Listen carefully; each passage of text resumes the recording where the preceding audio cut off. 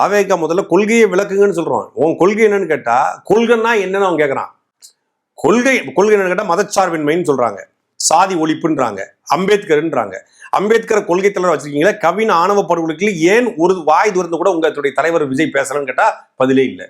காமராஜரை கொள்கை தலைவரை வச்சுக்கிட்டு ஊழல் பண்ணாதீங்கன்னு சொல்லல, யாரையும் கொல்லாத அளவுக்கு ஊழல் பண்ணுங்கன்றாங்க. இது என்ன? காமராஜரை கொள்கை தலைவரை ஏற்றுக்கிட்டா ஊழல் ஒழிப்போம், லஞ்சம் தவிர்த்து நெஞ்சம் நிமிர்த்து நிற்போம் அப்படின்னு பேசணும்.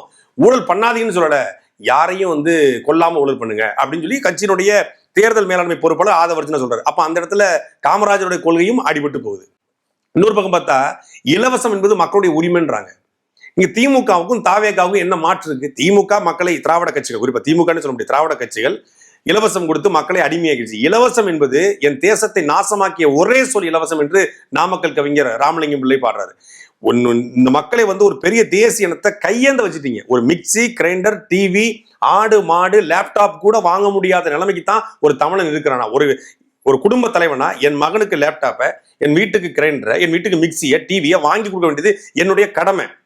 அதற்கான கல்வியை, அதற்கான கல்விக்கேற்ற வேலை வாய்ப்பை, வேலைக்கு சம்பளத்தை கொடுக்க வேண்டியது அரசின் கடமை. கல்வி அரசின் கடனா இருக்க வேண்டிய கல்வி கடனா மாறுது. அது அரசுடைய கடமை, அது கல்வி கடனா மாற்றப்படுது. அதைத்தான் நீங்க சரி பண்ணி விட்டுட்டு நான் வந்தா வீடு தருவேன், நான் வந்தா கார் தருவேன், நான் வந்தா பைக் தருவேன், அதுக்கு தகுந்த மாதிரி நான் இதை உருவாக்குவேன். எப்படி உருவாக்குவீங்க? இல்ல, இதன் மூலமா ஒட்டுமொத்த இலவசங்களை எதிர்க்கிறது சரியாயிருமா? என்னன்னா பள்ளிக்கூடம் போறவங்களுக்கு செருப்பு கொடுக்கறதுல ஆரம்பிச்சு நாம என்ன சொல்றோம்னா, இலவசத்தை எதிர்க்கல,